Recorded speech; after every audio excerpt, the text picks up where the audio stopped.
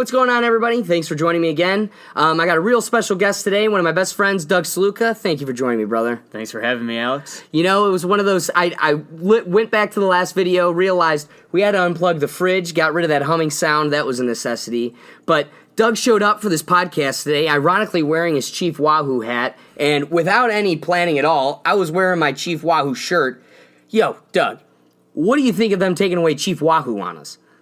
I'm pretty upset about it. and there's only one reason I can see why, and it's because the Dolans wanted the All-Star game. They gave in to the MLB because they wanted the All-Star game. And I'm upset about that. I like that we have the All-Star game, which is going to be great. About it. Which is going to be great. But like we were talking before the podcast, you know, my mom thinks it's going to be taken away from me, and or they're not going to let me into the stadium, which I think she's totally wrong. No, she keeps saying that let to you me. in. They let people in with them. There's a very classic sign at all Indians games of Chief Wahoo flexing like this with his sleeves ripped off, and you put your message on the body. And my message is going to be, this game was not worth giving up Chief Wahoo. So my mom's like, you're not going to be let in. Yeah, okay, Mom. I'm not. Remember when Barry Bonds was playing? There were people throwing syringes on the field and like different times too, though, man. Like, remember Bottlegate in Cleveland? That's why they open up the bottles now, and why they have like the aluminum where you like can't throw very far, or like the rubber type of bottles. Because that's why it's aluminum. Because of Bottlegate. We were so like angry as fans. We threw bottles on the field during it was 10-cent beer night. I was about to say 10 pence. I was about to bring up 10-cent beer night. Well, and Bottlegate was separately, I think. Yeah, too. It was a total different thing. That's why the beer things have changed. So like, I don't think they're worried about Chief Wahoo in the stands. Like, you know. For those of you who don't know, there's a very classic game. I beg of you to go read articles on it because they are hysterical. You'll see the pictures and stuff. But the Tribe used to have a 10-cent beer night. And on 10-cent beer night, beer was 10 cents. And best thing ever. You could only imagine the crowd that was created off of that. There were hippies dancing around in the outfield and people playing with flour. Like, they can't. None of the games. There were two 10-cent beer nights. They tried it one more time after the first total fail, and both times they had to cut the game early because they couldn't actually finish the game. The fans were so drunk. Belligerent. So they got rid of Chief Wahoo. They literally got rid of a logo and history and everything else to satisfy the MLB and the SJWs. What do you think of that? Like, So I think it all started when we went to Toronto on our way to the World Series, because they wanted to put a lawsuit against us to prevent us from playing there with Chief Wahoo, and it's like, that's our logo. It's copyrighted in both Canada. Like, their parliament literally met to pass a bill to prevent the Indians from. The bill was going to say you couldn't wear. I didn't know it was parliament. I thought it was just protesters. No. Parliament legitimately, and the way like their government works, they have like a multiple parties, and one of the parties said, coalition style. Yes, like if you implemented this now, we wouldn't be able to enforce it in time, so there's no point of doing exactly this. What it was. And then that's when the MLB kind of started behind the scenes, putting some pressure on us. We said no. Then we were in the running for the All-Star game, and that's where behind the scenes, because no one knows for sure, but we can put two and two together. We're not stupid. There was a conversation behind closed doors going, we will give you the game if you get rid of Chief Wahoo. And so that's why last year we had that interim year where it was like, this is your last year, and that's why they're still allowed to sell it, because it's the team realizes, like, they made them realize, like, we can't get rid of it. It sells. People love it. So, like, that was the meeting halfway in order for us to get the All-Star game. So we can't put it on jerseys, hats, nothing, but they can still sell it. So is it really a win for the people that wanted to fight it? Not really. In fact, it's more of a win for Cleveland because we still get to buy it and see it. We just don't get to see it on the field. And we got an All-Star game. So I'm upset that we can't wear it on the field. But I also look at it as a pretty big win because we didn't have to change our name. We didn't have to fully get rid of Chief Wahoo. And we got the All-Star game. So what do you tell me if you agree? But I think the second we lose the name, you're gonna lose fans. The fans are gone. All the fans. I'm gone. All the fans. What are we gonna be? The Cleveland Caucasians? Because we don't give a shit what our name is. Like, right. Exactly. And you know what's funny is I was talking with some friends the other day, and it's like, yes, we do get to keep the logo, but you are noticing they're slowly weeding it away, and at some point we will lose it. They're pushing on that block. And that's C. just when we'll start going to China to buy more of our Chief Wahoo stuff. I mean, think about true, everyone too. goes to China to buy jerseys because they're overpriced as heck in the pro shop. So that's when we'll just go to China and start buying all of our Chief Wahoo stuff, and then they're going to lose out on that money anyways. So they'll be stupid to get rid of Chief Wahoo, because then we'll just turn to the third-party illegal sites to buy it just like we already do for jerseys. You're right. The only thing that stinks is you've got, nobody. If you look at the baseball culture is slowly dying because you don't have the classic American kid that grows up in America, plays travel baseball, plays for their high school, goes on to college, and moves on. We're just buying Dominicans, bringing them in, and these people don't give a shit. I have a point to make against that. What? Because, I've been listening to the radio lately about putting the nets all the way across because of the recent thing in Houston. Wait, what? You didn't hear about it in Houston? The net. There's a foul the ball. nets. The foul ball. So Yeah, they let's talk about the net. that. So That's my thing annoying. is they're talking about how nowadays everyone is not paying attention in the stadiums either. So, so there's arguments on both sides of that. People are like, well, there's people always on their phone, blah, blah, Boom. blah. But don't be at a ball game. But in defense of people, and why, you shouldn't say, oh, this area should only be for adults, or, you need to pay more attention. Baseball is still a family sport, because what's the first sport? There are three sports that you play when you're very young. It's two. I know what you're going to say already. It's basketball, soccer, I was and going to say baseball. soccer and baseball. Those are the three sports. Basketball is not.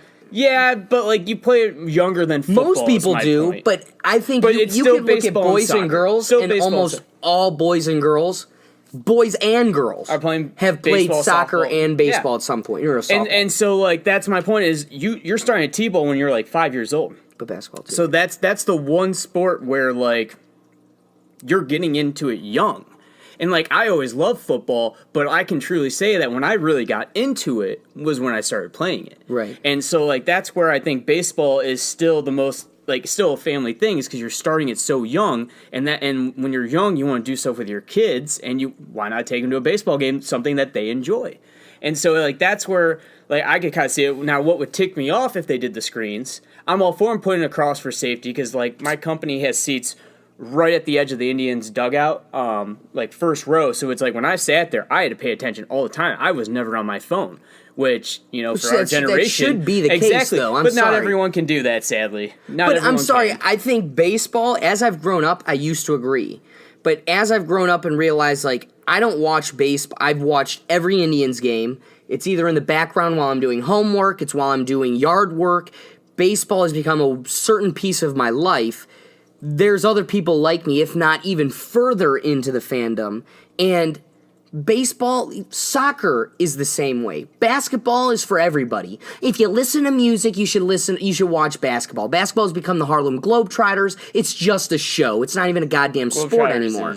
But a whole different thing. Baseball, well, no, the NBA has become the Globetrotters. Who goes to the Globetrotters anymore? Why don't you go and watch the Pelicans, but everybody goes and watches the Golden State Warriors when they're in town? Because they've all been polarized, all the good players are on one damn team. It's the frickin' Harlem Globetrotters. That you've got Blake Griffin on the Pistons, and nobody goes and watches him because he sucks, because he can't be good, because he's playing all-star teams.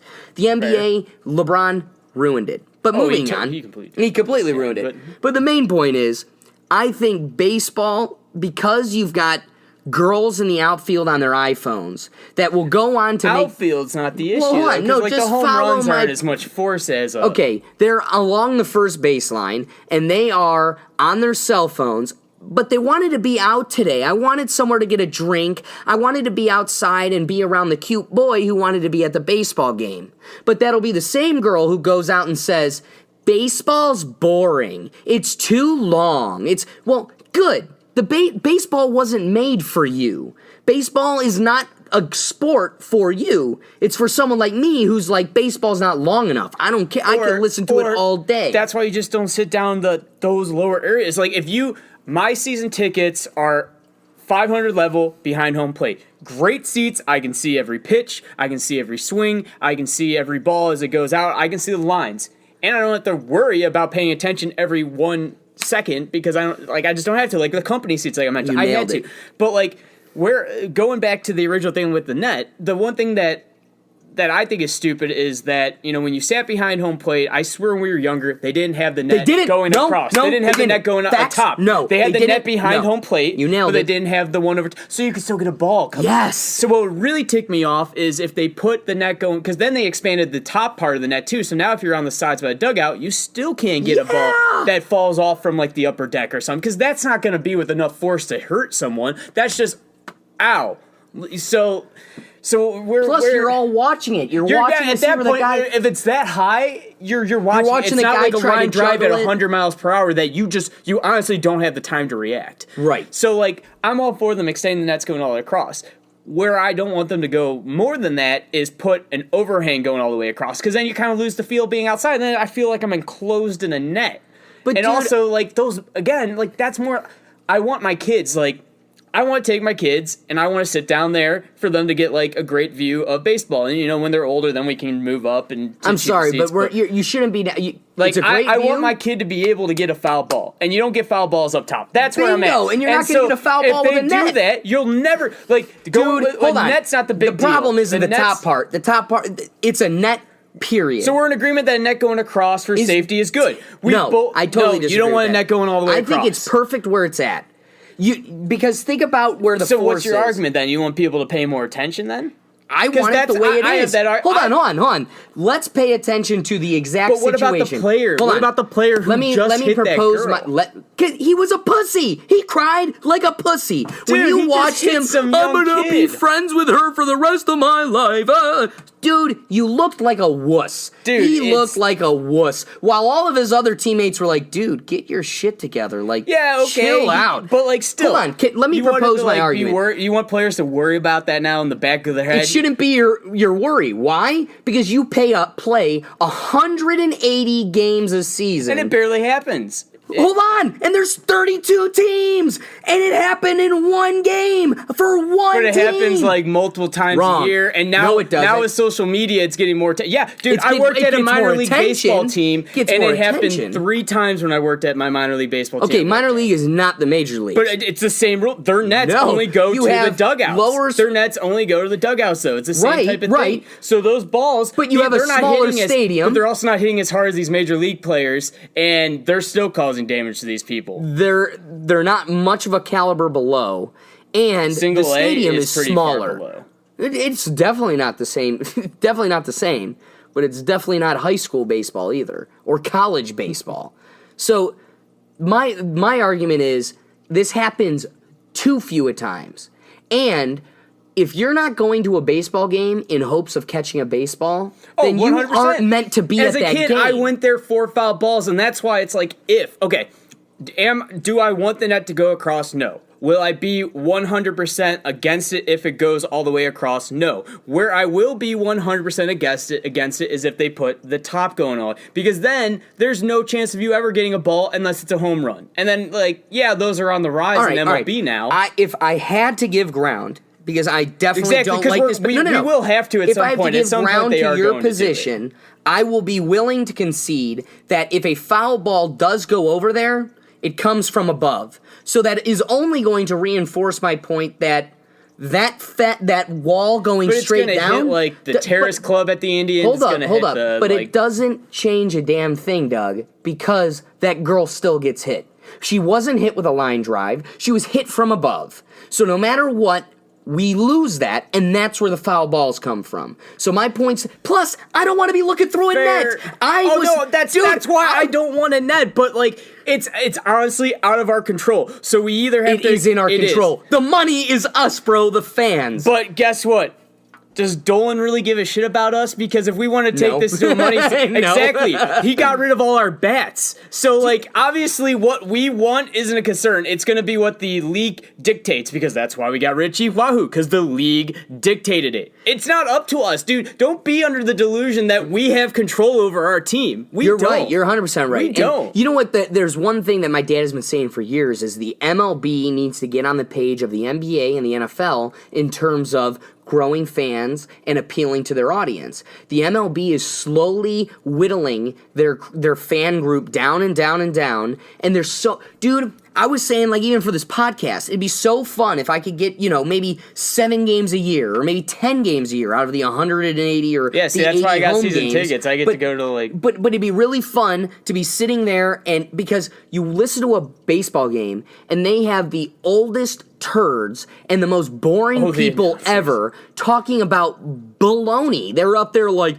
yeah, his brother was at the market the other day. Like it's because there's so much dead time with MLB announcing. Though. But dude, that's hold on. the downside. But did you ever there was a hockey game where Will Ferrell announced this past season?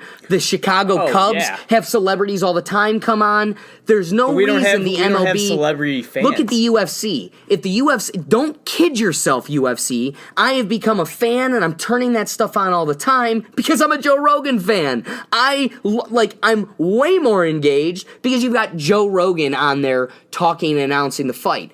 There's no reason we need to have old people that don't even play the sport. Look at the NFL. The NFL has monopolized who gets to speak on their sports. It's all retired football players. But in my opinion, though, Tony Romo was the best announcer. Like, he called all of Tom Brady's plays. Well, but that's why it's great. Good.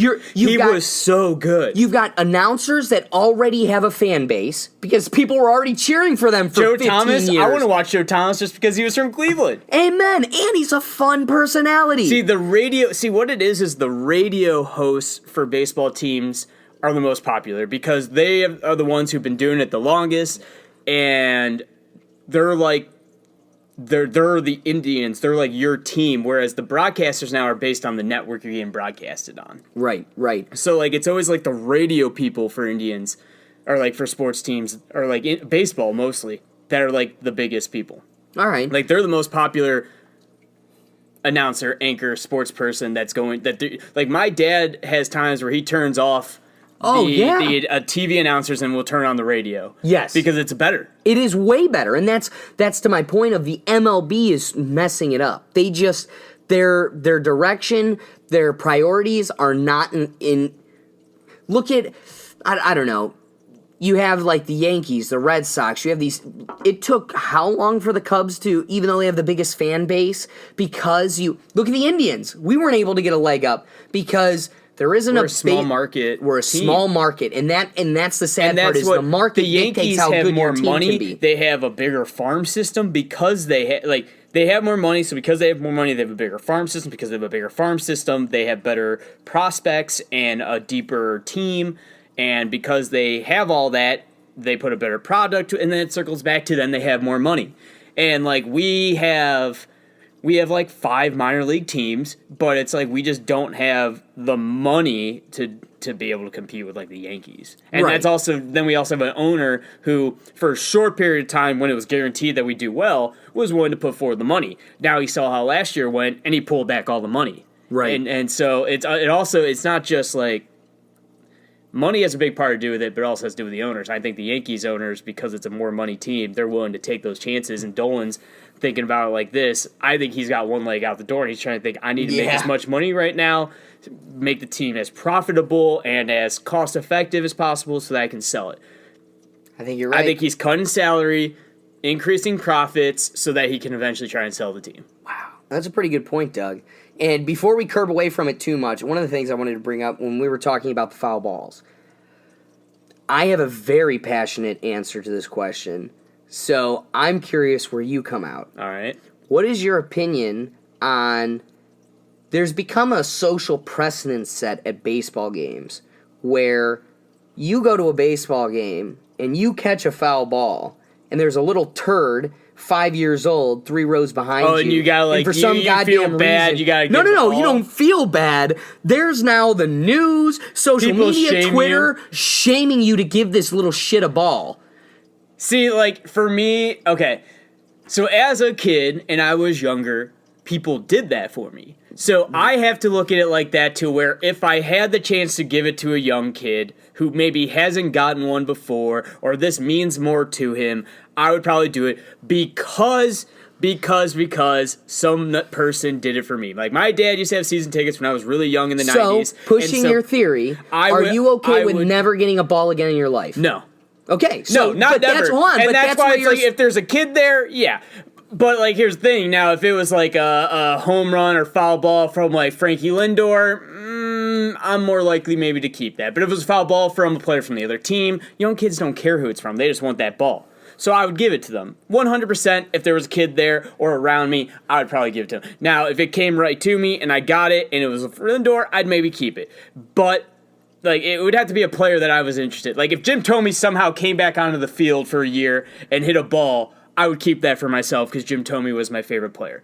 But if it's, like, some scrub on our team or another player's team, I personally don't give a crap about the ball. So here's where I disagree with you. I feel like if a player is running in after the game or after the inning and tosses a ball in, like that ball needs to go to a kid always. Yeah, I don't give a crap about those. Yeah. The kids run up for those. They get excited about them. I used to, too, and I still do. Dude, I'm still going to be standing there asking for one. Like, dude, and they'll never throw it to you. So my buddy Foster got me tickets. I'm literally third row, and I'd be standing there like, hey, if it comes to me, I'm fucking keeping it. But they don't throw it to you. They don't, and I'm okay with that. That's what that's for. Yeah. You have no control over where the foul ball goes, and that's fair game in my opinion. There was a game in Illinois. There was an Illinois college baseball game. Oh, and that's college baseball. I would give every ball for that. Just like in minor league baseball, I would give every... stadium. There's a classic video. I'm sure people have heard of it. It's like new. This is very new news. But the ball comes into the stands. The stands is practically empty, dude. And some kid comes from the way top, like 7-8 rows away. There's nobody there. Yeah. The only reason it doesn't look good is the kid comes running all the way down, and the guy grabs it right when he pulls up. The kid comes running down the aisle and just, like, misses it, barely. But it's like, hold on, the guy was there. And the kid came running down. I don't feel like that dude should be shamed, but if I was that dude... Why do you care about minor league baseball or like a college baseball? Well, that I agree with you. Unless it's like your son, you know. Dude, that's like, fun of watching a ball game. Okay. I don't need to get a foul ball. Out of 120s, and I don't give a crap about getting a foul ball. I just disagree with you. I got so many as a kid. I have a bag of balls at home that like I have baseballs like they're just you can reuse them. Like you use them once in a game and you still have them. It's like I have bags and bags from youth baseball, softball. Like I have tons of balls at home. The sad difference between me and your opinion is I don't throw in a ball that I got from a game in with that bag. It just doesn't ever see that bag. Yeah, but like, why do I need a but I take baseball? That ball. We're not talking about. I'm talking about in an Indians game. Okay. I will take that ball. I will mark who hit it on the ball. I have tons of like. I was the same way. People would give them to me at games. I would also catch them at games. And I would write so-and-so hit it at this game against this team on this date. And it isn't in my bag of rec balls. It is a special ball that is on a shelf. So you went from college to then saying we're talking about the Indians. Okay, we're talking about the Indians. If it was a Lindor foul ball and I was that guy nose right there, I'm sorry, but I'm getting excited about Jake Bauers too. I'm an Indians fan. Like, I'm taking a Jake Bauers ball. But is Jake Bauers going to be a Hall of Famer? Probably not. Neither will Frankie Lindor. Probably not, Lindor bro. Probably will be. He's so young, it's still too early to tell. Like, if he gets on a team that's willing to put some bats around him, dude, like we gave up on putting people around him. I'm sorry, Frankie is not seeing the Hall of Fame. Okay, he might be close. He ain't seeing the Hall of Fame. Okay, well, either way though, he's still a player I would want over Bauers. And I also like I said, at this age, I really don't care unless it would be a player I personally like, and I like Lindor. So would I want to keep his? Maybe. I have an intimate relationship with every player on the Indians because I watch 180 games. I'm sitting there cheering for these same players. Mercado, who we just picked up. Honestly, no, we didn't pick him up. We brought him up from the minors. Right, exactly. He is awesome. I saw his first major league hit. You want to hear something awesome about Mercado? So after the game that Foster gave us tickets to, the cool thing is the parking lot where the players park is right on the stadium. Yeah, and so most people after the game, you could go along the fence and try to get autographs. Yeah. So after the game, we went over there, but it was a rainy day and really dark and really late during the week. So there was no one there. It was like dead as hell. Nobody signed except for Jason Kipnis, who, pulls up in his bomb Bentley, right up on the fence, pulls out, signs all our stuff, takes pictures. The dude was awesome. Everybody else completely ignored us, got in their car and left. Mercado, I think he's got to be living in the 9 or something because he was brought up from Columbus, so he's probably staying at the 9. Yeah, he legit just walked out. Like, he didn't have a car. He just threw on a book bag, he's walked out. So like low rate, under the radar that he could probably walk down the street and be cool. Oh, dude! And the 9's also right at the other corner. Nobody recognized him. I was like, "Yo, Mercado!" I got excited. Some of the other guys were like, "Who is that?" I'm like, "Yo, that is Mercado." He's gonna be a stud. He will be a Indians stud. He already is, bro. He's hitting better than some of our veterans. That's what I can't. So he comes out and. Dude, he was like in no hurry. He's just sitting there taking pictures and everything. And then he was done. Like, he's looking around. Like, only like a third of the people wanted his autograph. And the other third didn't even know who he was. I would want his. No, but the majority of the people didn't even know who he was. And so would I be able to recognize him? No. But if you were there and I was next to you, I'd be like, oh, hell yeah, I want his autograph. Because, like, I think he's going to be better than some people on our team that we currently have. Dude. And we brought him up. Jose. But anyway, so he just walks out, and so he finishes. He's looking around like anybody want anything, and then he just like throws his book back on, and just walks right down the street. I'm like, dude, he was just so cool, and I don't know, man.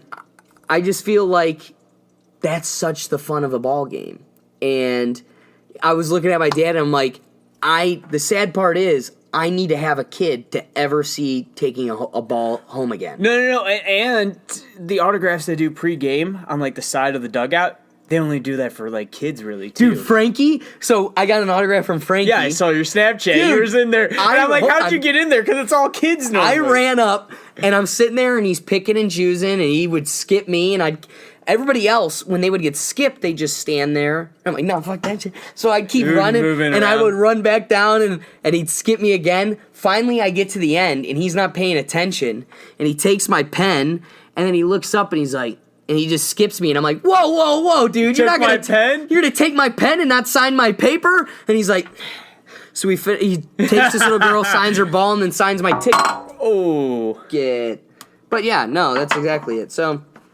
See, you're the reason why he doesn't like people like you, because you tricked him. You tricked him into it. Well, whoa, you can't take my pen and then not sign my thing. Yeah, Doug.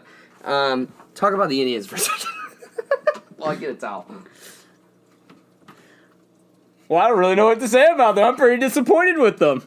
Yeah, dude, Frankie sucks. Talk about that. I mean, no. Like, Frankie's getting a little back into it. Jose is, like, very disappointing on the year. Like, dude, Jose's our worst batter on the team right now. How about that? I mean, to be fair, no one's really batting, though. Like, even the people that we think are batting well.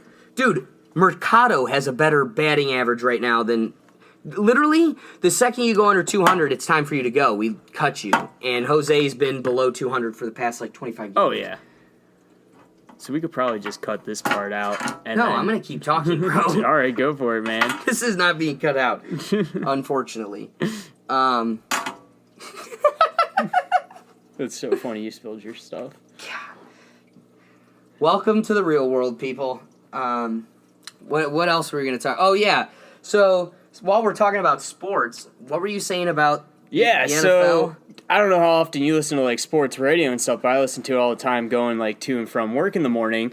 And right now the NFL is, considering expanding to 18 games from the current 16. And every time they talk about ever expanding the season, they normally always say no. And now with all the knowledge of the injuries that are going into sports and what can happen to you, they've always just shut it right down. Right. But now they're saying that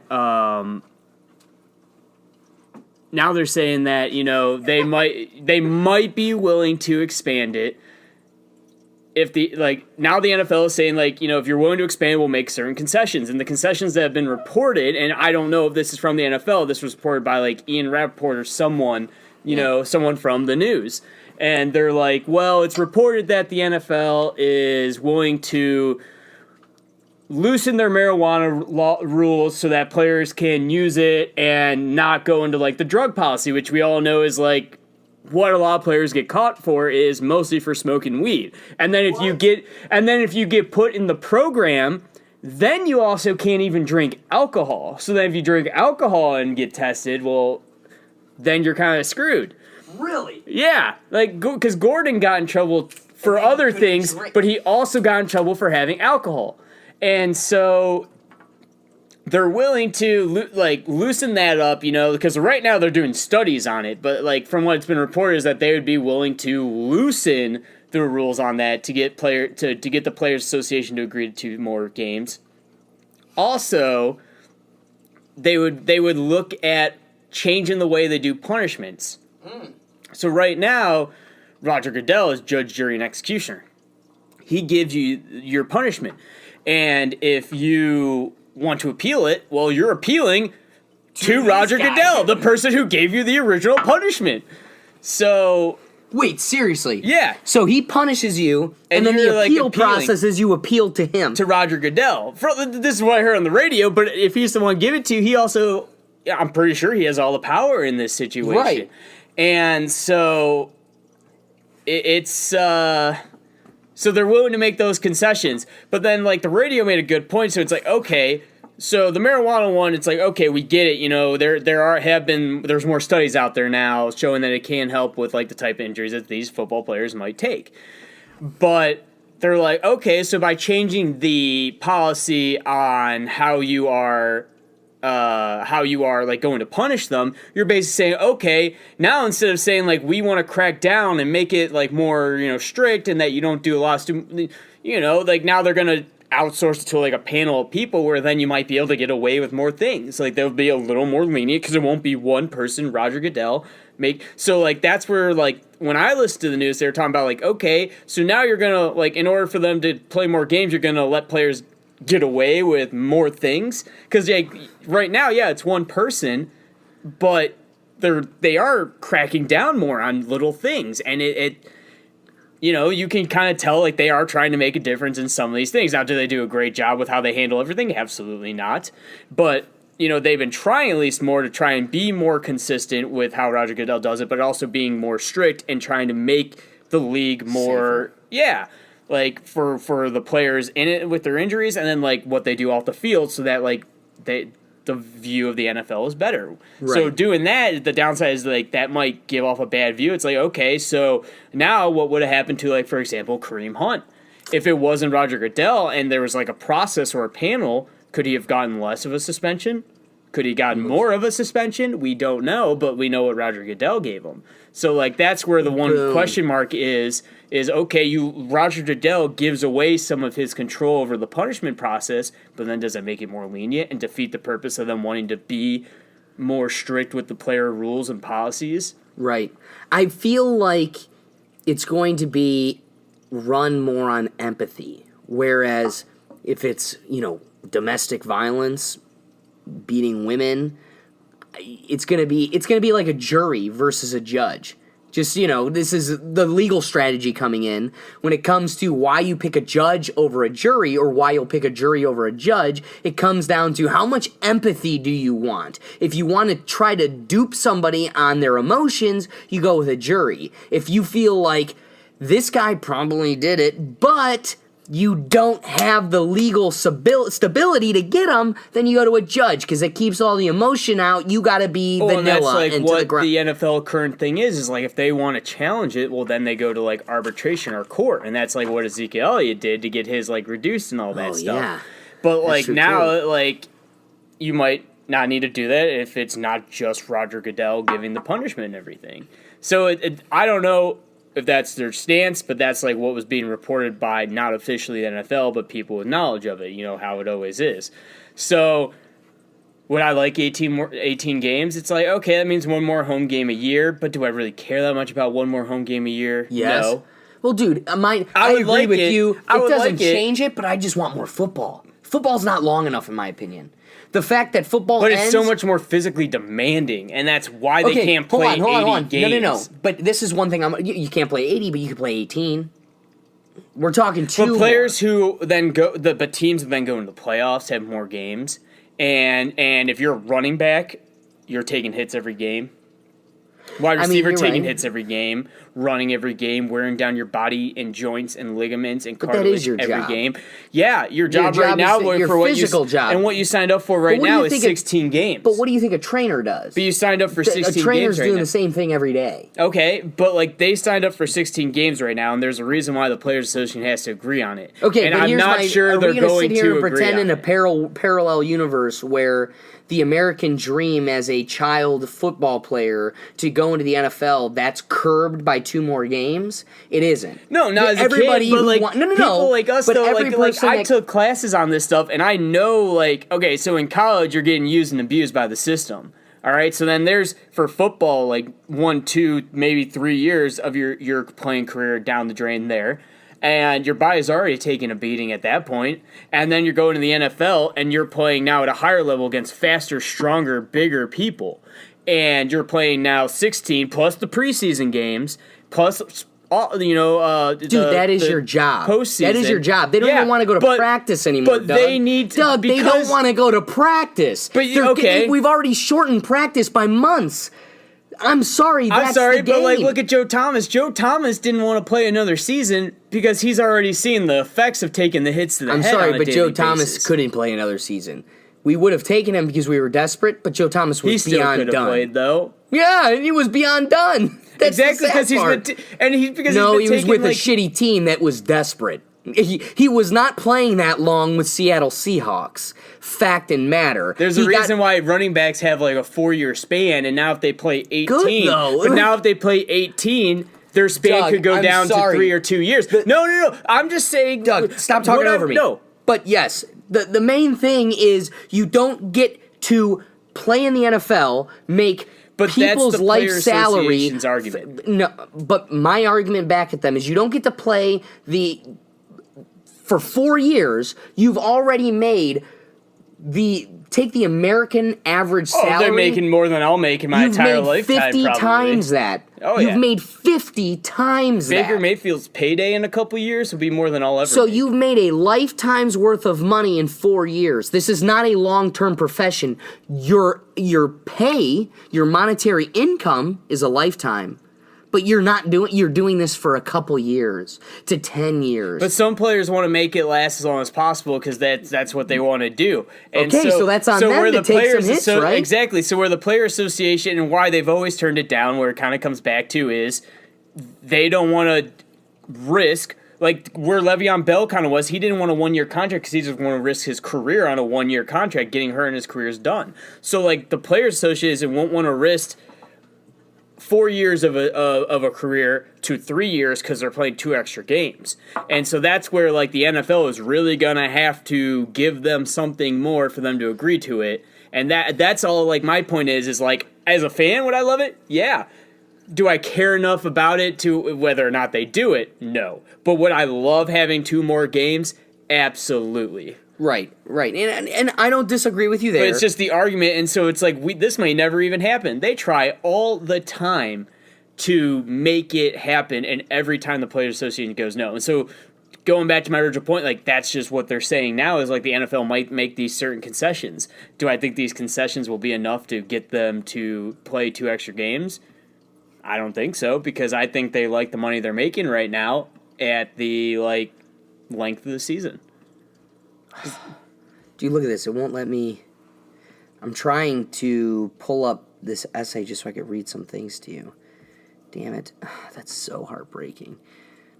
Word, for whatever reason, doesn't want to work.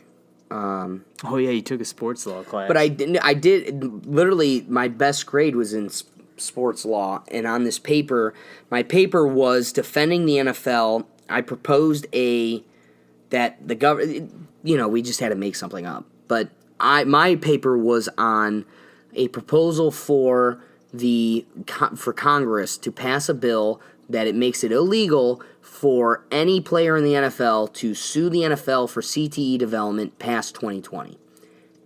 the main proposition was this gives them plenty of time to make money and get out. Anybody entering the NFL now knows that this is coming in 2020, so if you don't want to take the risk, buyer beware, get out.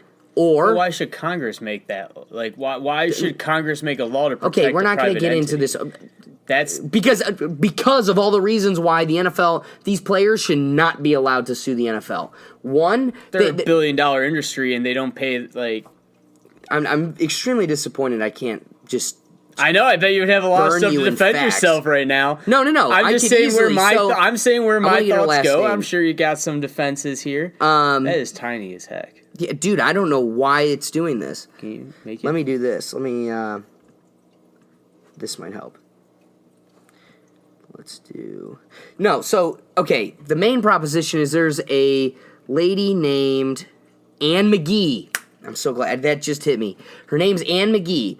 All of the evidence against the NFL for CTE development, all of the studies that have made the NFL concede that football, is a. It was originally a boxing disease, and then they found it in football players. Who did? This Ann Mcgee. Yeah. So, Ann Mcgee is the person who is Adam Ruins Everything did one thing on why why football needs to be taken away, and he had Ann Mcgee on, and why she's like we have studied. Out of all, this is what she says all the time. Out of all the football players that we did CTE development studies on, 80%, right? 99% of them or 98% of them have CTE. Almost 100% of them. That was even more than I thought. I heard about this study in one of my classes. But you don't want to know the funny thing? The biggest... So all of these other brain analysis scientists that have criticized her studies are like... The only people you're studying are the people whose families donated their body to science because they knew they were totally destroyed. And they looked at... So the sad part about CTE is it's something that you don't realize you have, or you can't even... There's no way to... You have to dissect the brain to diagnose it. So I can't find out if Doug Sluka has... CTE until you die, and I get to cut your head open. Yeah, you have to chop open the brain in order to diagnose one of the criticisms, in addition to that, is, well, there's a ton of people who live to 100 years old that we've never done CTE studies on, and you're only doing it on people that live till 60 and blow their heads off, kill themselves, because it is all, most of the people are suicide. No, that's what it was. That's and so these are, but CTE is something that you could fall on walking to get your mail in the middle of December, and you slip on the ice and crack your head, but you go on to play football and this, that, and the other thing. You could have... We don't know all the concussions we had in football. But bingo, and that's high school, and we were... So why aren't we... If we blame the NFL needs to pay for this. Like, that's the biggest thing is money damages, right? Like, you need to pay damages to these people. But at the same time, the person who made it... There's no person that was born, was a super athlete, and then just skipped all of the leagues to the NFL. To make it to the NFL, you got to play Pee Wee, you got to play high school. So you're going to sue your high school, college. you're going to sue your college for it. How are you just going to sue the NFL? How do you know you didn't get it in college? High school or high school or middle school? Also at this point, that's why you're getting paid millions of dollars in the NFL because you're doing something that not everyone can do, and there's risk.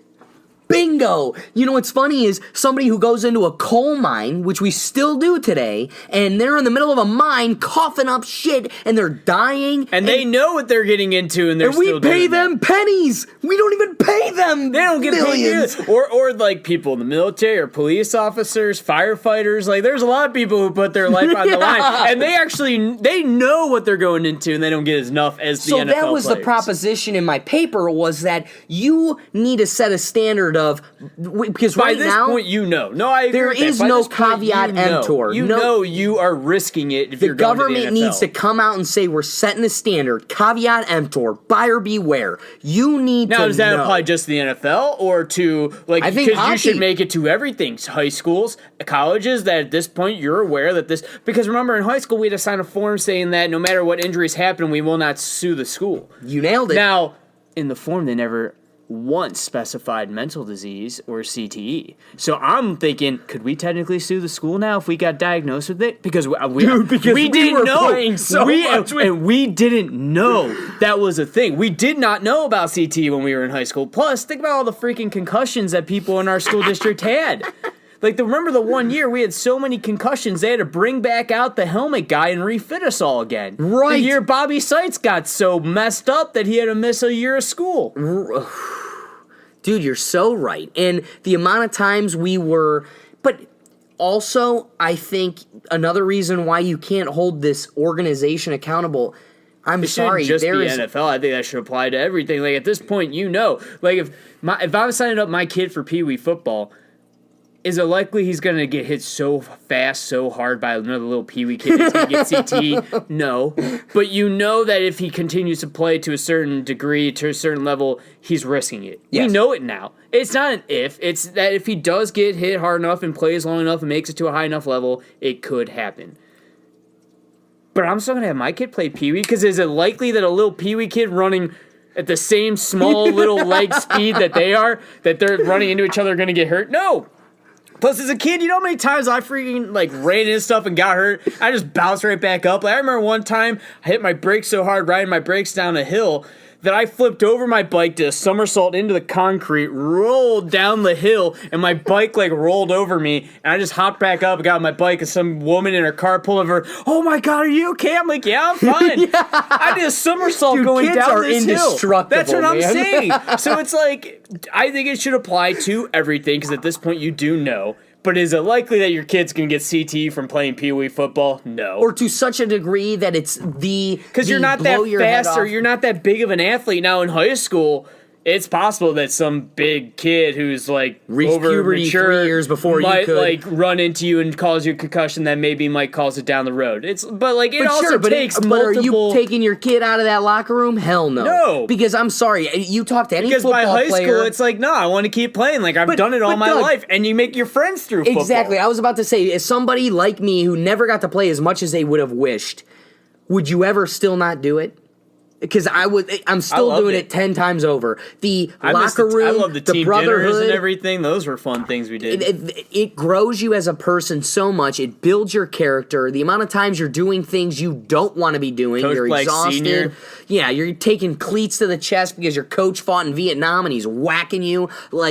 That is building character. I'm sorry, but that's what builds a person. And those are the things we need. That's why you've got band fags that are out here going, SJW, picket, everybody go to a parade, we need a picket. And it's yeah, because you don't know what struggle is. You've never had an uphill battle in your life. I remember for us, their two-a-days was they'd march in the parking lot for 2 Remember hours. They'd come to us and they'd be like, dude, our two-a-days are so much harder because we've got to carry this equipment and all the... We're like, we've got shoulder pads. We got shoulder pads, helmet, pants, girdle, with the thigh pads. We're running on a very, very hot turf field. It was turf, so it was rubber. Remember and it was Trish? 20... Okay, we need to bring some people in on that. We had Trish. She was brought to us by the Cleveland Clinic. Thank God for the Cleveland Clinic, the best hospital in the world. Tom was the Cleveland Clinic, though, too, and he was awesome. I love Tom. Saw Tom, 2 years later, and he was like, hey, I remember you. You were at Brecksville.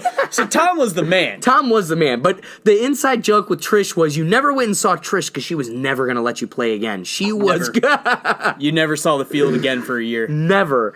And so the worst part about it was you had this trainer who was never going to let you play or anything, but one thing she took very serious was during two-a-days and during the summer practices, she would be out there. For 1 year, did have 3 days. Oh day. my God, that sucked. Dude, but she'd be out there with her thermometer on the turf because we just got turf. We were like the first kids at our high school that had all 4 years of turf. And some things people don't realize about turf is it's this grass that's plastic. Chopped up tires. But it also has chopped up tire bits, real tiny bits that kind of make it give, right? So there's a little bit of a dirt to cushion, it. Yeah. And yeah, like a cushion.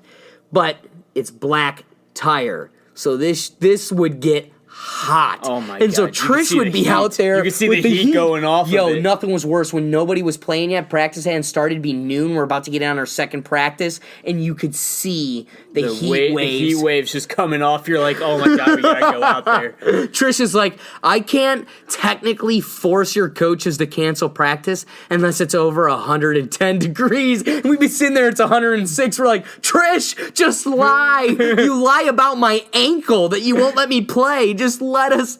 So speaking about how those are chopped up tires, though, man, there are like some studies out there right now linking like cancer to the tire in turf fields. No. So like you get those waves. So you get cut up and you get some tire in your blood and your cut, or like you get in Turf your water burn bottle is you're the drinking worst. some tire, or like you get the burn. So like there's like been some recent studies, and I don't know how true this is, and this was a couple years ago when I first heard about it. Yeah, look it up. But there's like been some studies that like there's like the turf fields might be causing cancer. Like I don't think there's enough. I think the article I saw described it the It's way saying about soccer. Yeah, Soccer players' cancers ignite a debate over turf safety. Exactly, Turf safety. because they're playing on turf more than football players are. Wow. But so here's the thing now. So if I recall, when I last read CNN. about it, they compared it to the way we looked at tobacco like 20 years ago. We knew it was bad for you, but we didn't know exactly what it could cause. So, like, if they know that playing on this rubber and getting the rubber in your bloodstream and drinking it and eating it from, like, falling into it and all that stuff isn't good for you, but they can't say that it causes anything. Dude. They can't say what kind of effects And you know what's a has. damn shame about turf is it looks pretty. So much it's better than easy it's easier to maintenance, maintain, yeah. But at the same time, as Doesn't somebody get who's muddy. the kid playing on the field, Turf I hurt. wanted grass. Turf I'm burn. sorry, it didn't get muddy. The best part about playing a sport was playing in the mud. Yeah. The best football games But if were you in want to mud. win, you want the traction, man. Plus, if you were used to turf and other people weren't, that did kind of help a little bit. But then it did hurt us when we played grass fields. Because Right, we weren't used to grass at all. exactly. And the turf, the cleats were different. Like when we went to I'm Normandy's sorry, field. I'm all about grass. But see, at least we weren't like Normandy, where Normandy, remember Normandy had the bald spots painted green. It was it was a concrete patch, and they would paint it green or white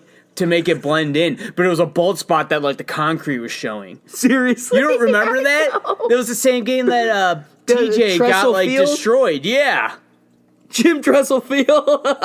No, I'm pretty sure they returfed it now, but like when we played there in high school, there were like concrete patches. No way. Yep. Coach, okay, so wait, hold on. We've got a coach in our cancer list. Okay, the artificial turf fields made of synthetic fibers to mimic grass and tire crumbles to mimic soil. And they're often used to outdoor sports due to the weather resistance, low cost. In 2014, this coach, we'll just go with soccer coach, compiled a list of players she was connected to who were diagnosed with cancer. When the list began drawing attention, the Washington State Department of Health and researchers at the University of Washington School of Public Health reached out to conduct an investigation into whether the cancer rate seen in Griffin's list was unusual. This is also on CNN. Yeah. So this study was done It was a big thing, I remember. I can't believe this, dude. Anyway, it concluded Dude, that it was thought- not, and it recommended that people who enjoy soccer continue to play irrespective of the type And of so field that's or where it surface. is. It's like and like it's not cigarettes. necessarily that one, but it's like, Sarah, right now, it could be causing an effect that we just don't know about. And But here's the thing. I'm sorry. There's literally no takeaway from smoking a cigarette, right? Like, there's nothing like, yeah, but there's a benefit. Like, you meet people. No, you there get is- to do things. It's like, no. But soccer, if there's a there's small physical chance. activity. Like you're making your body healthier by doing that, and then like right now it is a small chance. So, but that's also kind of what people thought about cigarettes. But it's a small chance. But you're not. I think but there's so much it's value so in a much, sport. No, so much more value in your cardiovascular, your muscular health, your cartilage, your ligaments, everything. So yeah, does this make me want to hold my kids off from playing a sport if the school has a turf field? No. But we were just talking about football and suing for CTE, and when I first heard about this, what I immediately thought of is, wonder if I could sue Brecksville. Wonder if I could make some money off of that school that I really did enjoy going to. Didn't care about us at all. I had a principal that would molest your shoulders. Like, I don't know how that guy stayed as a principal for as long as he has, because girls would say all the time that they felt uncomfortable around him. Everybody tune in to Doug's Me Too moment. Dude, I didn't even like when he would come up and go, so, how's your day going? It's like, dude, are you gonna molest me? I'm scared. But, like, seriously, like, I didn't like going to school there. But still, that was my first thought, though, as I read that is, okay, we had turf field for all 4 years. Like you said, we were the first class for all 4 years. So if anyone from our class ever developed anything and they happened to play football or soccer in our grade, we're the first full year to play on that. We could be the link to it for all we know. Yo, we are currently growing the cancer from turf, and we're probably stomach cancer because we probably swallowed I was so about much to of that say, crap. Also eating all the Taco Bell and McDonald's bull crap I stick in my stomach. No, dude, it was the turf. It was the turf. The cancer. It was the turf. I'm just picturing like a tumor in my liver, just like. I think it'd be easier to sue the school than it would be to sue McDonald's or Taco Bell. Why? Because they have way more money. Yeah. They will have a better the school's lawyer. got less lawyers than like a corporation, $1 billion corporation. So, yo, all right. Speaking of $1 billion corporations, Doug, what were you going to tell me about Juuls? Oh yeah, so like, you can only buy mint and tobacco Juul pods in like stores. So like, you know, Get-Go's, gas stations, all that. But you can buy like 100 different types of cigarettes. You can buy other different types of like vaporizer products. But like Juul legally isn't allowed to sell their flavored products in stores. And they used to have like all different. Do you have to get it online? It was like a law. Yeah, you have to buy them online. I'm so ignorant and buying to online freaking sucks. Like, well, I don't want to like this is. I don't want to wait for what I want to be delivered to me. I want to get it when I can get it, if I can get it. And the fact that I used to be able to get it, but now because, you know, like this is how I feel about those people. It's like if I'm one of them, it's like I would be pissed off, and rightfully so, because it's like if I'm old enough to smoke and I want what I want to be able to go to the store and get it when I get it. I don't want to get it and then have to wait like the delivery period, whatever time it is, to get it. And so it's like Juul got punished because honestly parents aren't paying enough of close attention to their fucking kids. And I swore on that, but it's like honestly they got punished for being the most successful business in America. And how is that fair? How is it fair that they got punished by law because they're not rich enough to be Camel? They are a $1 billion company. They are $1 billion. They are doing very, very well for themselves. Really? Yes, they are over $1 billion company. Whoa. 12.8 billion. Purchase a stake in Juul deal. So, okay, some company, Altria, just purchased Wasn't that another 35% stake in Juul, worth $12.8 billion. 35% at 12.8. Yeah. So what's the other 65% valued at then? Whatever the heck that would be. You're saying labs are saying about 38 billion. Yep. So there you go. That is the power of the internet, billion-dollar companies, man. And they couldn't fight it. They didn't. I don't think they really tried to fight. You want to save that image because kids are using it a lot because it is so sweet. Hold on, I was about to say let's say kids out of the 38 billion, how much of that 38 billion is kids? Not that much. Come on, dude. How are they getting it? How are they getting it, man? Well, let's pause. We'll continue this Juul conversation, and let's pick up on the other topic you brought up, the Cuyahoga County, or the which one? What was it? Upping the age of tobacco to 21. Okay, fair enough. We did talk about that. So yeah, okay. In high school, we all knew that people would get stuff like underage from someone who was still in the high school that was like 18 freshly. So, like, yeah, so another thing they're talking about, some states, I don't think it's a nationwide, but there are some states or maybe some counties, you know, I've at least read about lately, they are trying to up the tobacco age to 21. And you know what? Does it bother me at all? No, because I'm over 21. So do I really care? No. Do I see the logic in it? Yes. Now, what they should do is anyone who's 18 above whenever it becomes legal, they should continue to be able to buy it because it's like if they've already started, Well, they will it do would that. be They'll do a cruel to make them grandfather. cut off cold turkey. All laws will do that grandfather exactly. I know they process. do. So that's what they'll do. And so for the next couple years, will people be able to still get it from people they know within their high school group? Yes. But eventually, high schoolers, it will drop significantly because you'll have to know someone over the age of 21 to be able to buy it. So I kind of see the logic in that.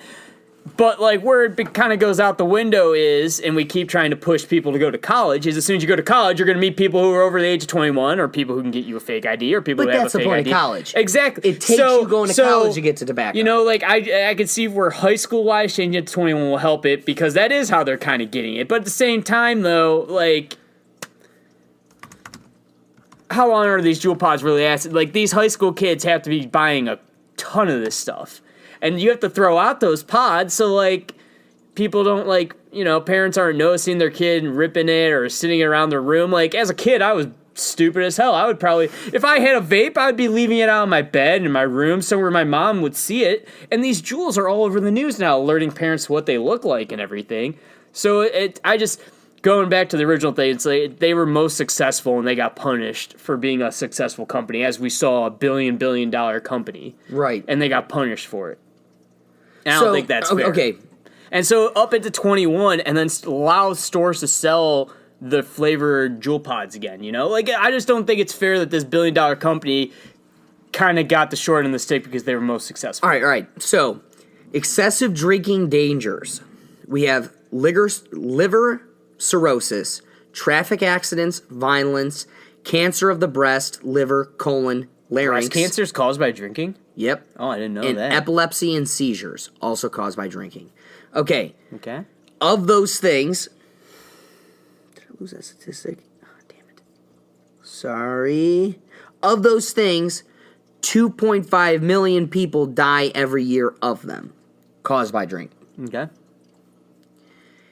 If we go to smoking, the death toll is 8 million deaths. And what was the drinking?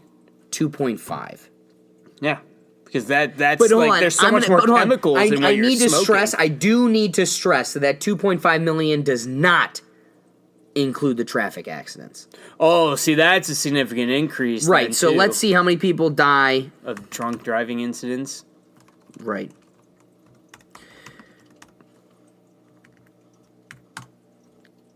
All right, so every day, 28 people die as a result of drunk driving. Let's do an annual... God damn it. Sorry, people. That's inappropriate.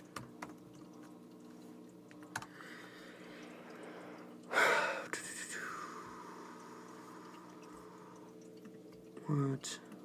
Now, they are saying that drunk driving is down in states that legalize marijuana. But DUIs are up. Are up. But hold on. But hold how on. much safer hold up. is it to probably... But Joe Rogan's first kickback to that is Colorado's the only statistic with that. California can't even keep their... They can't develop that statistic because there's too many people coming in and out of California. Of, like, staying there, living there, not living there, leaving, just there for vacation. Colorado doesn't have as many, exactly. out in... And the big argument against Colorado is how many people... What are the odds of the DUI increase being just because of weed smoking versus the increase of... There's a huge onslaught of tourism coming and there people to moving smoke. there. Boom. So they're Yeah. like, no, but the population increase is huge. So it's like, it's only natural the statistic goes up because there's more people there. Dude, there's always another side to every argument that people make. Like, they want to make their why there's argument lawyers, win. right? Exactly. Lawyered. Lawyered. How I Met Your Mother. Unfortunately, I'm having a real hard time finding an annual... This is why we need a I mean, change. it's a lot. It's millions. Millions. Right. So, I think, right? So here's the thing. If you... Back to that other statistic, though, of 8 million deaths a year. Still from less than the cigarettes. alcohol. The other sad part of it is how many of those people died because they're 60 and may have been smoking since they were 15 or since they were 18. Well, and since to they the were other 20. side of the Juul argument, though, like, you know, like, am I saying I'm for vaping Juuls? No. But, like, Am I okay with the fact that they got punished for being the most successful company? No, Yes. because this is America. Like, they shouldn't have been the ones to be punished. No. Yes, you got a problem with them being punished. I have a problem with them being punished because they're the most successful, and that's what happened to draw attention to everything. But the sad part is, on the flip side, we also don't know. Okay, take when me and you were in high school.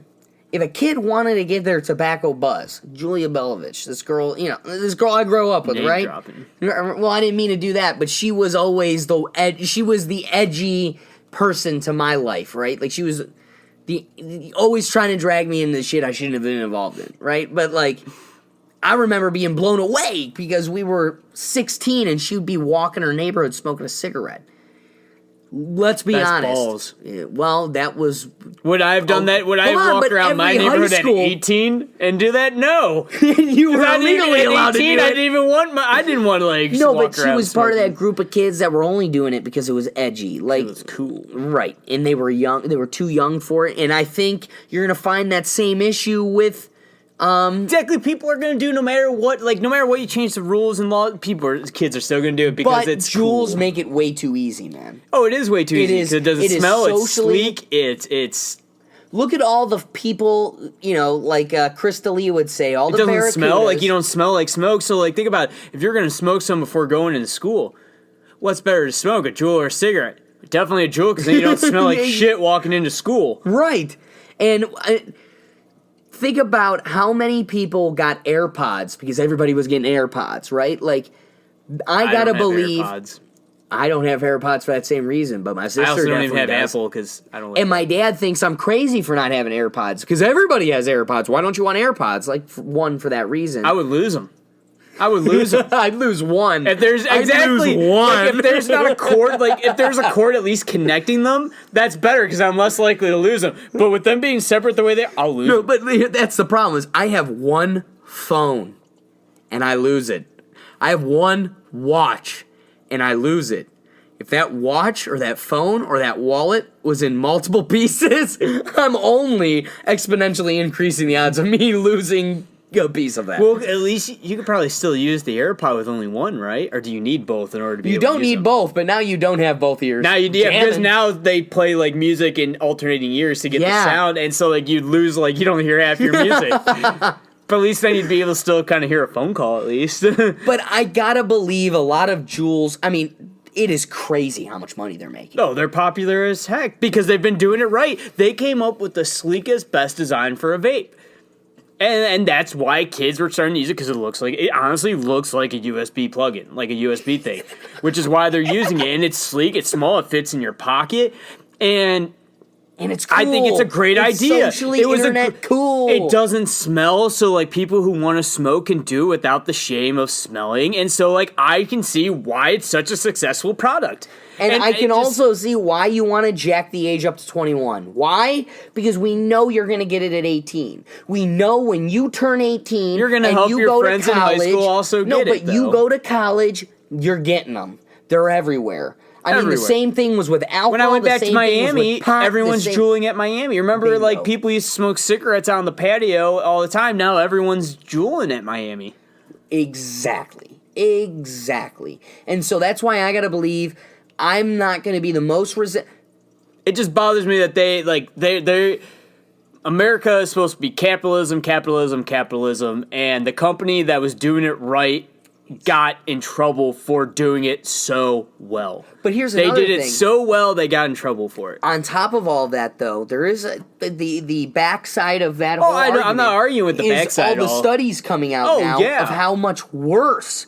We used to think vape is healthier. No, it's the amount of nicotine, so people don't realize that like one pod or cartridge, whatever, because not just Juul, it's in general. There's more nicotine, like the nicotine in one of those pods is like equivalent to a pack of cigarettes. So that's why Juul also, I think, recently probably started making those. I think they have 3 now.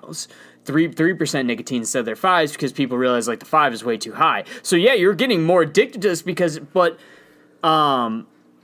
it's still, I at least think better than smoking, like because the combustion is not good for your lungs. The plant matter or like the flower matter that you're ingesting when you're doing that, it cannot be good for your lung. The chemicals in it can. Now, is the chemicals in Juul better? No. Is the vaping much better than the combustion? No. But it's at least got to be a tiny bit better, like right? Then I have to believe that hold on. compared to the combustion, and then you're all that. I do 100% agree with you. It's like caveman style. It just seems so primitive of a style of ingesting this. You know what's funny? Oh, like regular I was talking smoking? with That is Will. caveman, yeah. Have you listened to the Wiz Khalifa on Joe Rogan's podcast that just recently came out a couple days ago? No, didn't even know he was on there. Dude, it was godsend. Like I commented, I was like, these are the surprises I live for. I just logged on Instagram one day and he was like, going live with Wiz, and I was like, these are the surprises I live for in life. But the one thing Wiz argued was, our kids will never smoke again. They will never smoke. Everyone's gonna vape stuff. No, not even that. He's like, we will eat it. We will use it as lotion. Droppers, we will like use all it. those different types of He ways goes, to the congest. science is going to blow this away, Yeah, too. and we will look like idiots because we are going to smoke it because we did it when we were kids. We're going to keep doing it. This is what we're used to. Yeah, we may do. Look at Joey Diaz. Like, yeah, he may do edibles all the time, but he's never going to stop smoking a joint or a blunt, right? Like when the time presents itself. And he's a comedian as well. Oh, gotcha. But what's funny is Wiz Khalifa was like, our kids are gonna look at us like, Dad, why are you still smoking? That's like ancient. You're a damn like caveman. like people who smoke blunts, you're still smoking tobacco with the blunt of the wrap there. Like there's still tobacco in that. Like people, like, and that's where it's like Wiz Khalifa was absolutely right. Like not only are people who are smoking now in the future still probably going to smoke because what they know, they're also going to probably still be smoking blunt wraps, which is like tobacco and all that stuff. So then it's even people are going to look at you like even more like a caveman. Yeah. Because like, what do you mean? Like 20 years from now, yeah, they're going to have lotion that you just rub on your hands and it. Like they do already have that with CBD and all that yeah, other but pretty stuff. soon it's gonna be like where you just rub like a drop on you, and it's good like weeds. Like the end of Weeds, the show, like they've turned it into Bingo. drinks. They've turned it into lotion. They've turned it into all this stuff that on an everyday basis you can just use. Right. Like Weeds did that at the end of their show, and that's like what 10-year-old show now. Yeah, I'm curious. And like now there's cannabis infused drinks, and anytime I hear on the news, I see that, all I can think of is that show. I'm like, Weeds did it first. Weeds came up with this. No, Weeds saw it coming over that when they took like when it was coming in California was when Weeds was like kind of. what's the son's name? Oh, it's gonna kill me. Dylan? Devin? No. Wasn't it Dylan? Nope. Damn. Doug was my favorite character. Doug was no. Where's the Andy?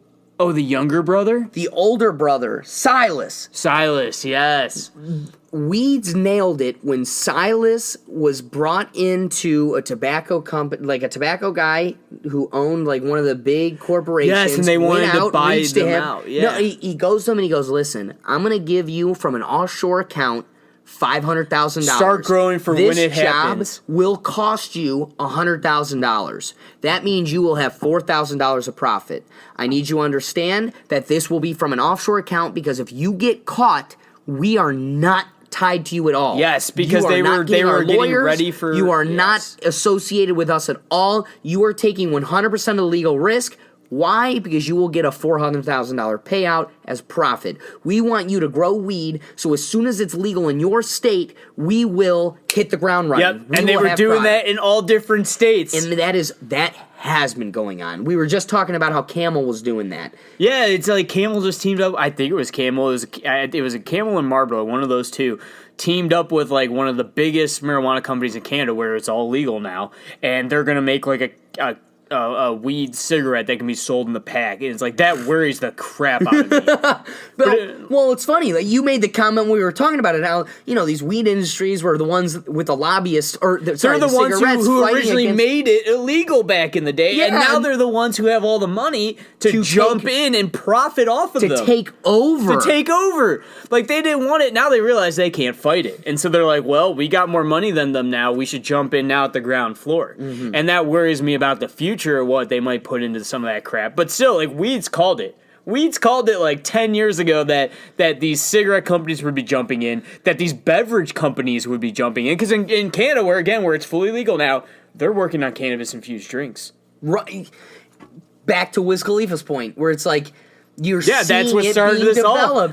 Now we're seeing it all come to life, and that season of Weeds, I think, was in the future. Yeah, no, that took place in the future. Season, then went 10 years in the future of that. And last aren't we season. like about 10 years from where that would have ended? That's the crazy stuff right now. Oh, dude, they're like the Simpsons being able they're to tell the future. All of it. Dude, it's so crazy how some of these shows have called things really well, and then like also like 20 years ago they thought we'd have flying cars by now.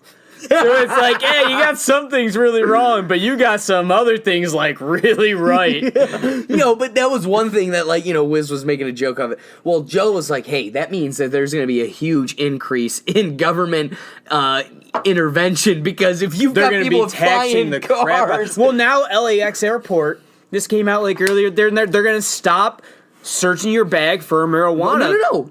Even if they find it, they're allowed to take it because wherever it's legal you land, there. It's your choice. Exactly, it's up to you. They stopped enforcing it because they were spending so much time trying to enforce people coming in and out of their state with stuff that they realized, like, why even bother? It's legal in so much of the West Coast now. Like Oregon, Washington, California, the whole West Coast has it legal. So it's like if you're flying anywhere on the West Coast, you're pretty much fine. And then you can go to fly from California to Colorado and be fine. Dude, and you know what I'm just thinking out loud. If you leave LA or anywhere in California, if you put it in a checked bag, you're good. Anywhere you land, you're good. No, because they don't run the dogs on those. Yeah, they do. Well, if you're going out of country. No, like at any international airport that there's a customs there. If you landed in Ohio. Cleveland is an international airport, so they technically have customs there. If you're flying at a regional airport where it's not an international airport, you're probably not going to get it. But if you're flying into like a Cleveland, I have to believe that they got dogs at least searching crap because it's still an international airport. They want you to believe that, dude. There's no world where they've got dogs on that tarmac. Dude. There's no world. They not on the tarmac, but they have them like in the luggage claim area. No, I was gonna say I've seen dogs walking through the luggage claim, and that's scary as fuck, man. And that was going to be my point. My point is, if you do it on a checked that would be bag, scary as hell. You have a significantly higher likelihood than a carry-on, because a carry-on. There's cops and dogs everywhere in that airport. Through the terminal and everything. Everywhere. Oh, yeah. But if it's a check bag, you just pick it up right in front of the door and you walk outside and your Uber's there. Think they got like dogs there. smelling stuff for at least bomb stuff? Of course they are, but exactly. Honestly, the airport dogs are trained for. They want you to believe. If there's one thing I've learned in law school, they're not trained for both. No, they're different dogs. Yeah, they're different dogs. And airport dogs are mostly explosive. Mostly explosive. Because that's their main concern. Are they truly concerned? Don't care about if someone's bringing a little bit of drugs from A to B, maybe not. But it's like, are they worried about a plane possibly blowing up and killing all one? Because think about it, drugs is going to kill maybe no one, the person that does it, whereas the bomb is going to kill like 100 innocent people, right? Innocent people. So yeah, I could you could probably persuade me to believe in that. I can believe that. The cop who's being paid to do that job by the airport. The only concern of that airport is not deterring people from going on the plane. Which is AKA blowing up a plane. Exactly. So, yeah, Only concern. Okay, I can see your argument then. Yeah, they definitely are probably So I think more, a check bag, you're probably pretty safe. Flying into Amsterdam, though, where weed was legal, they had so many drug dogs there. I'm like, who would be bringing drugs from the U.S. into Amsterdam? That was my thought. I'm like, who is bringing drugs into Amsterdam from the United States? Because they were everywhere, man. And then I had to walk through the non-EU passport area. So like, and I'm totally looking like an American, talking like an American, and they're standing right there, and I'm like, I don't have anything on me because I'm on a school like study abroad trip, but I'm just like, this is terrifying. I'm sitting here also thinking, like, who the hell is dumb enough to bring drugs into Amsterdam? They're already pretty lenient about everything there. Right. So, like, that's what surprised me is, like, they're standing there with all these dogs. Yeah, they're, like, standing there with all these dogs, and they're mostly on where, like, the normal passport is than where the EU passports were. So I'm like, they're totally more worried about like me coming through than some European, which then also makes me feel like those Europeans are probably moving all these drugs across their open borders Dude, that they have. definitely worried about the Europeans over Americans. 100%. Dude, I didn't see a 100%. single drug dog on the But have you EU ever seen the visa show? side. Have you ever seen Drugs Inc.? Well, because Dude, the Europeans drugs- fucking love their drugs, man. Crocodile and all that other nonsense. It's like those are only issues in Europe. These are Russian drugs being brought into Europe. Crocodile, you ever meet a crackhead in the middle of East Cleveland going, "Hey, what you want? I'm on Crocodile." Like, no. Crocodile. Do you know what Crocodile's made of? Isn't it like made of crack, I'm assuming? No. No? Crocodile is made from the magnesium off of matches. No, I have heard of that. I didn't know that's what it was called, but I heard people do that. It's like, who do that? And they you like spark a match, you like smell it and like you see it, and it's like if I strike a look at a match, is my first thought going, man, I really want to ingest this thing somehow. No, that is not my first thought at all. Yeah, this looks awesome. Yeah.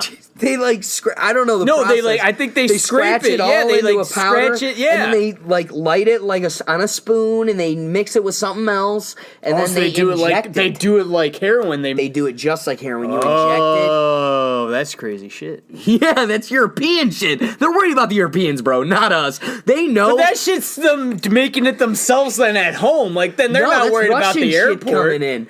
Oh, You're well, telling me you can't just buy matches and then melt this shit yourself? Like it sounds No, like you you have could to make mix it it with home. some other chemical. Oh, yeah, that's right. You did mention that. and you okay. mix it with some other I'm chemical. like, dude, and there's probably people in Amsterdam making that stuff then. Because I'm just Amsterdam, saying, Europe's like, listen, I'm Europe's not its gonna own thing, I'm not man. gonna pretend like there's people at the Electric Dance City concert or the music festival doing EDM Force and stuff. EDM. Like That's what I was. It's not like these people are not Electric doing Molly. Force. That's the name of the concert I was thinking of. It's not like the people aren't doing Molly, but Molly is way more of an issue in Europe. Like it's a thing here. In Amsterdam, they're all about Way more of an ecstasy there. Bingo. They're all about ecstasy in Amsterdam. Like, I remember my tour guide was like, yeah, ecstasy is the #1 drug here. And I'm like on a school trip, and he's telling us this as he's walking us through the red light district. And this was like a school study abroad trip. And I'm Dude. like, this is a great study abroad. The one time I went to Amsterdam was because Allison, my sister, was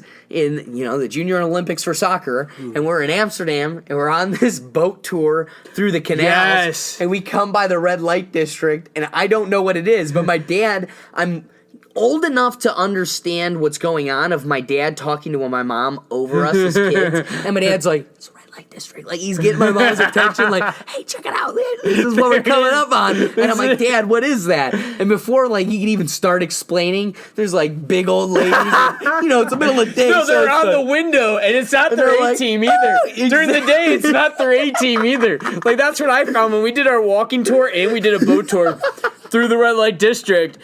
Like, our walking tour was like, this is not the best group of people, just so you know. Because we're, like, it was me, 5 of my friends from my study abroad group, and, like, our professor. Our professor was laid back as heck. And so we're walking through this, and he's just like, yeah, this definitely is an A team. I would definitely recommend coming through, like, at night. And then what did we do later at night? We walked through the red light district at night. We were like, this is definitely what he meant. Like, it was packed. There were so many people walking through. Like, the bars were open. The clubs were open. Like, 'cause there's clubs down there. Why didn't you invest? In the red light district? Yeah. Oh, yeah, because I'm going to invest in the red light district at, like, 20 years old. Wasn't even legally allowed to drink in the U.S. And I'm, like, they're getting, like, drinking all the time because the drinking age there was, like, 16 or 18. Yeah. We went to Germany, and my professor's kids were drinking with us because they were 16. Oh my God. So yeah, okay, tying this whole conversation back up in a bow, right? I think in America, you either knock it all down to 16, drinking, tobacco, jewels. Tobacco, like, there's no... But at that point, why are you allowed to smoke tobacco? Or why are you allowed to drink at 16 but not smoke tobacco? You're not allowed to... Are you allowed to smoke tobacco in Europe at 16? I don't think know. even they realize that smoking is a lot worse health-wise than drinking. That's a good point. Drinking is also more rooted in their heritage there than smoking. Right. Like, you have a glass of wine with meals there and everything in Europe. 18 years of age too. So Boom. even Europe's willing to concede that you need to wait longer for tobacco than you can alcohol. Boom. So really, we in Europe should get on the same page and up maybe smoking to 21. But do I think we should take a page out of Europe's book and change or reconsider drinking? Yes.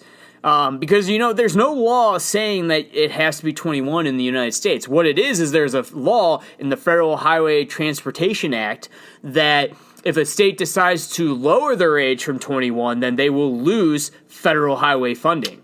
And that's how they got around it. They didn't make a law, they wrote it into a law. It's a tag-in. What is that called in politics? There's something where you tag stuff on. Well, it's just a federal incentive. But like you add stuff onto these laws that there's like a term that we learned in like politics in high school, in government and all that. Like there's a term when you add stuff on to a bill in order to get it to be passed. The only thing I can imagine is an amendment. That's what it was. They added it to the bill in order to get it to pass. They made it so that you had to have the drinking age of 21. But then, I think people are starting to realize, compared to Europe, we are abusing alcohol at an outrageous rate.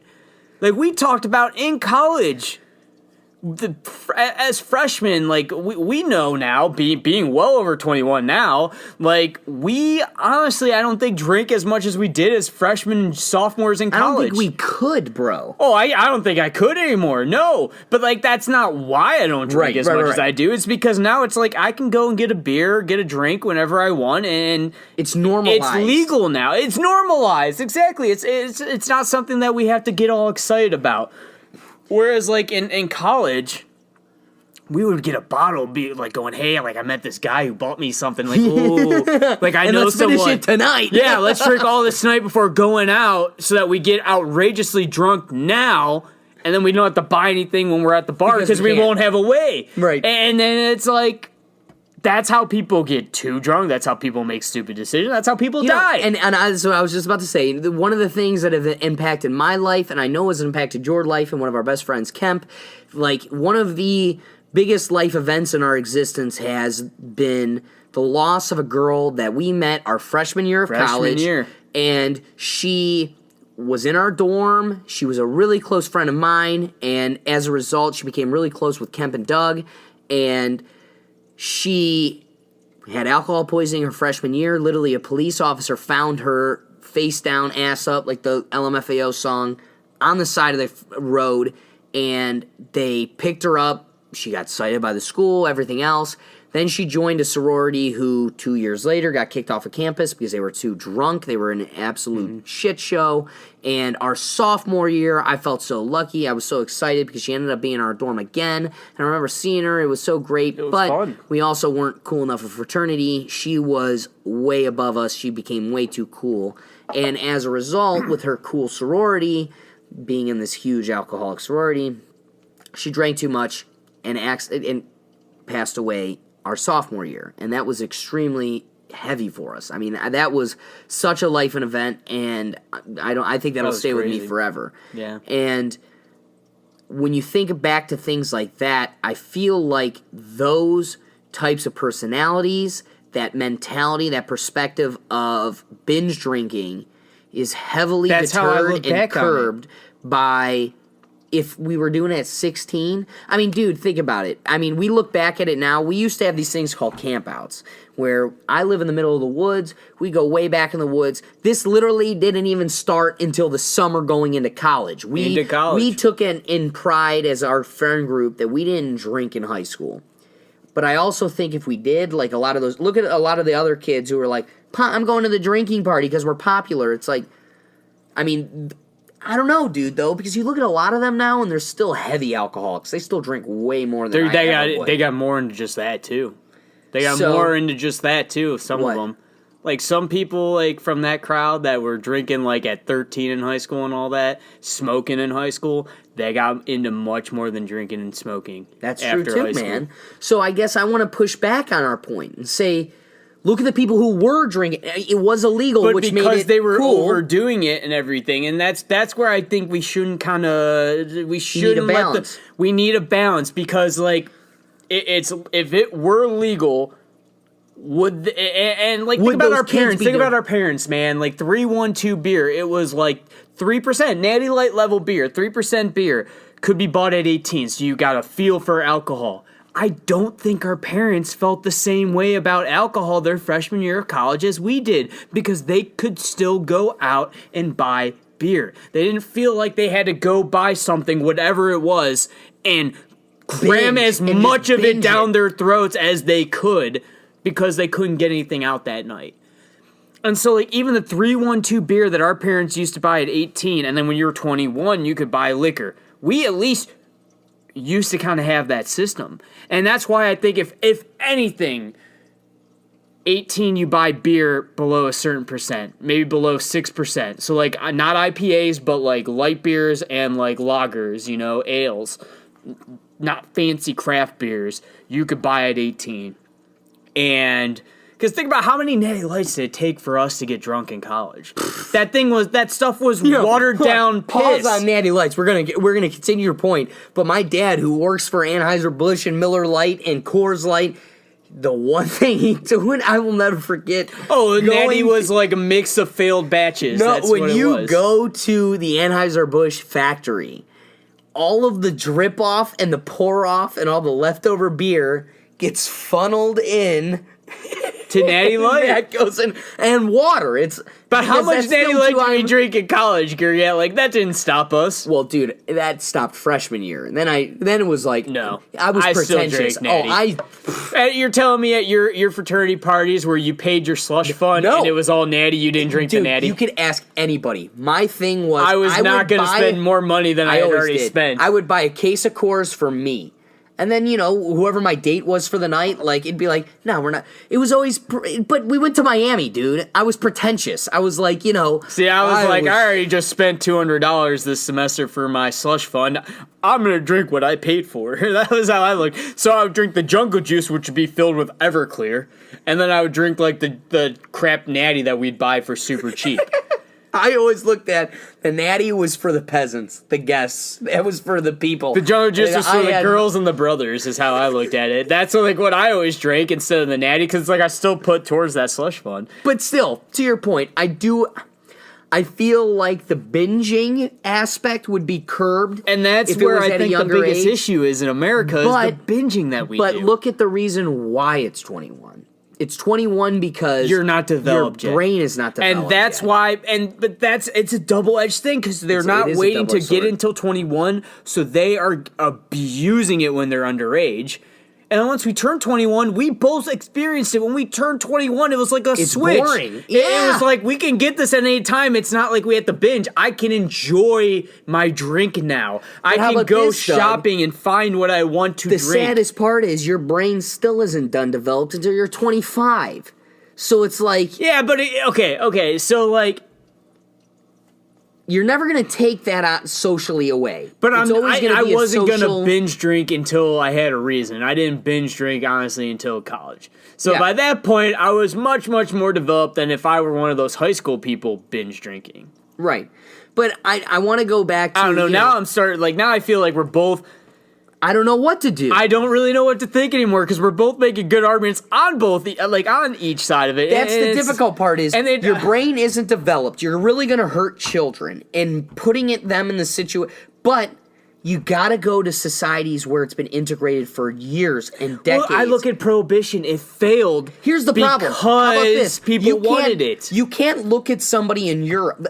Okay, one, Holocaust We're is different over. than Holocaust Europeans. is That's over. what also what it comes down to. Our cultures Hold are on. different. The Holocaust is over, and it's the day of reckoning. It's time to bring the law onto the criminals. And it's time to bring accountability onto the Nazis and all of their allies and everything else. It's time to bring these people in for a national trial. Who are the only people that were let go, who were swept under the rug and were never... The scientists that worked for Nailed us. it. The Nazi scientists. Who are the Operation Clipboard or Paperclip. That's what it was. Operation Paperclip, nailed Paperclip. it. So what happened? You had a ton of geniuses, because I'll still say Germany's got us beat scientifically and Oh, they did intellectually. in World War No, II. even today, they got us beat. They are smarter. They build cars better. They are ahead of us. We've just got more smarter people. Like, we have a mass number of intellects. Much more funding Bingo. for military and scientific But my research. money still goes into Germany's science over us.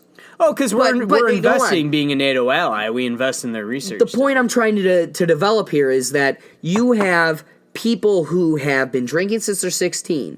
And if we're going to follow this theory of science that your brain isn't developed and it's going to make you a retard, well, some of the smartest people on the planet have been drinking at 15, and the Germans, 16. Germans have the youngest drinking age, I think. Exactly. And they are, I gotta agree with that. So I want to push back against the point of brain development because I don't think it's severe enough to be significant. Because I think it all comes back to if you grow up with it, you're less likely to abuse something. Yeah. Because think about, I always wanted to shoot a gun. My parents never let me shoot guns. So in Boy Scouts, shooting a gun was great, and it was like all I wanted to do because I never got to do it. So when I went to Boy Scout camps in the summer, I really loved it. Driving a car. We didn't get to drive a car when we were young, but you had friends or relatives or acquaintances that had a go-kart or a golf cart, and you would get to drive that, and you loved it. And so, like, because you didn't get to do it when you were driven younger. a go-kart? To further your point, have you driven a go-kart since you've driven a car? I mean, you have maybe because I don't really twice. care all that much anymore because I can drive a car. Not driving a golf is still fun, or go-kart or golf cart because you got the open air and everything. But exactly, that's where it all kind of comes seek it back out as to. much. You don't really, because you get to do something like it, you don't really care as much about it. And so, like, I have since, shot guns since my parents didn't let me. I did Boy Scouts and all that stuff, and and now it's like I don't really care all that much if I get to shoot or not because I at least got to do it. I got it out of my system. There are times where I got to do it, and that's where, like, I think the human brain it wants what it can't have. It wants what it can't. It wants what it wants, and some people want things more than others. But then human nature is to want what you can't have. Right. And that's where I think if you train yourself if we can mold ourselves at a younger age to get used to something, like with pain, they can blind you to pain by stimulating. Yeah, certain pain things. Like they can train your body. Like when I had knee surgery, my where they cut me was sore for a while, and eventually I got used to it. I just had to keep pushing on it to get the pain receptors to activate, so I would get used to the pain. So it's like your brain will get used to something. It's how we are. Oh yeah, let's say there was a smell that just came through the room right now. We'd notice but then we're gonna get used to it. Bingo, you'd stop smelling. So the brain wants what's new, and then once you use it, it doesn't affect you the same way. Kind of like it loses its luster, and that's where I think the human brain is that way. But then there's obviously all these other arguments like we've already talked about. But in the end, I think it comes down to what the human brain is. Right. The human brain wants what it can't has. And then once you get something, it loses its luster from you. That's just how we are. That is human nature. Like you pointed out, that's the same as when we started drinking. When you turned 21, it was like, this isn't what it was. We still do it. We still do it, but we're not doing it to that level at all. Bingo. We're not like coming home from a class and immediately started cracking open a beer or something like that. Like it's just it's what it is now. But the only pushback to that point is when we bring it back to Cuyahoga County trying to raise the age limit to 21 not for Cuyahoga tobacco. County. It's just like places. Oh, sorry. Yeah. That's different. It's just certain places are talking about it now in relation to the Juul epidemic. Right, but the only issue with that, when we want to push back on, pushing back on the argument, people will want to wait longer to do. When you say, or not you, but when the argument is proposed that your body wants what it can't have. It'll lose its luster when it's so readily available. The only issue to that is, yes, you can get addicted to alcohol. Obviously, that's what AA is for, everything. Yeah. But it's still nowhere near as addictive as tobacco. Oh yeah, because there's chemicals and additive stuff in there, whereas like alcohol is much more natural. It's still addictive, But to some people, you have to abuse I it think for so long, for so much. Alcohol is addictive to certain people because they're genetically inclined, whereas nicotine is addictive to anyone because it's an addictive chemical. And that's where added. I can have empathy for raising the Tobacco. I would raise tobacco, lower drinking, just because we now know more compared to what we knew about drinking 10 versus years ago. smoking. We now know, so like, smoking used to be so acceptable, whereas like smoking was still legal during Prohibition when alcohol was illegal. And now we know, if anything, it should have been the opposite. Right. We should have made smoking illegal and kept drinking, if anything. right. You know, like, we now know the effects that tobacco has versus alcohol. They both have effects on the human body, but tobacco is so much more, I think, prominent because it's just so much more known now that, like, man, we've really had this wrong. Like, we've already tried to correct all of our alcohol stuff, but we haven't tried to correct the tobacco stuff yet. And why? Because tobacco has a lot of money, too. That's also what it comes down to. They got the money to Bingo. lobby the crap out of And it. they have more money. Why? Because think about alcohol. The alcohol industry, yeah, you have drink, you Anheuser-Busch. kinda Well, wanna no. smoke. Yeah, you've got Anheuser-Busch that's making a ton of money. They're making billions.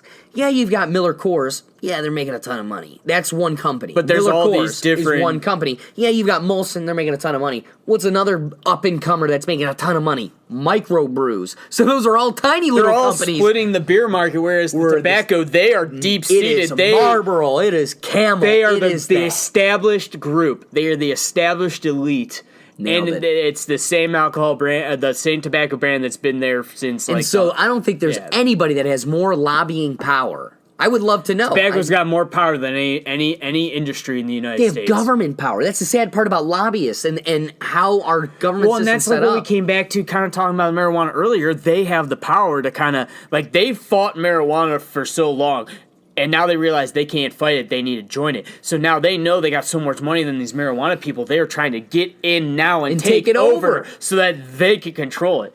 And again, coming back to the fact that they have the money. But now we know, the reason why tobacco isn't treated the same way, like the reason why tobacco isn't 21 and alcohol is because tobacco has so much more money and they're so ingrained in American culture because tobacco is our industry in some of the East Coast states.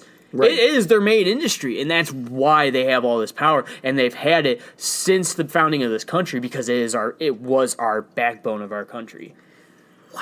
I mean, Cotton and tobacco. Yeah, that's the saddest part. And that is the saddest part of why it's illegal. And then when you come and break it down of like, okay, so now we're this far. Why is it still, why are we still here? tobacco's had the money to and fight you know it. what? We're not still there. We're slowly legalizing it. And Why? now tobacco's because realizing. the tobacco industry is inserting themselves and making it a thing. Because they're realizing they can make money if they stop fighting it. So now I think that's why we're getting somewhere with marijuana legalization, because they're stop fighting it. They were fighting 350 it. million people are finally getting what they've been fighting for because the one company or three companies at the top controlling it all decided, oh, we can't beat this, we might as well take it over. Boom.